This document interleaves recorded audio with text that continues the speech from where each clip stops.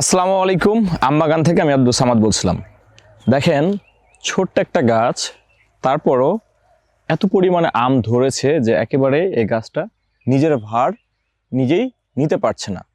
Not only that, এই গাছে কিন্তু আরও বেশি আম ছিল। এই যে এই জায়গাগুলোতে আম অলরেডি ছিল, কিন্তু ম্যানুয়ালি আমগুলোকে ফালানো হয়েছে। কেন? কারণ যদি ওই পুরো আমগুলো রেখে দেওয়া হইতো তাহলে এই গাছটা পুরোপুরি একদম মুতিয়ে পড়তো বা শুয়ে পড়তো। চাঁপাইনবাবগঞ্জের আম আসলে কেন বিখ্যাত? বিকজ চাঁপাইনবাবগঞ্জের আবহাওয়া, মাটি, বাতাস সব কিছুই আমের জন্য আসলে প্রসিদ্ধ বা আদর্শ।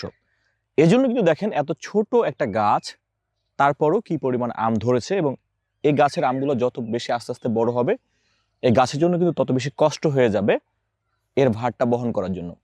তখন ঠিক এই যে এইভাবে, ক্যামেরাম্যান যদি দেখে যে এইভাবে এই গাছটাকেও সাপোর্ট দেওয়া হবে, নিচে বাঁশের ঢাকনা দেওয়া হবে, বাঁশের সাপোর্ট দেওয়া হবে, বাঁশ অনেক কিছুরই সাপোর্ট দেওয়া হয়। এরকম কিন্তু শুধুমাত্র এই গাছে না, প্রতিটি গাছেই তার যে সহ্য ক্ষমতা আছে তার চাইতে বেশি আসলে ফল দেওয়া হয়। এবং প্রতিটি গাছে, এটা খুবই কমন দৃশ্য, এইগুলো হচ্ছে যে এই যে সাপোর্ট দেওয়া হয়। সো এই জন্য কিন্তু চাঁপাইনবাবগঞ্জের আম শুধুমাত্র যে আম এমনটা না, অনেক জায়গারই তো আম আছে, সারা বাংলাদেশে আম হয়।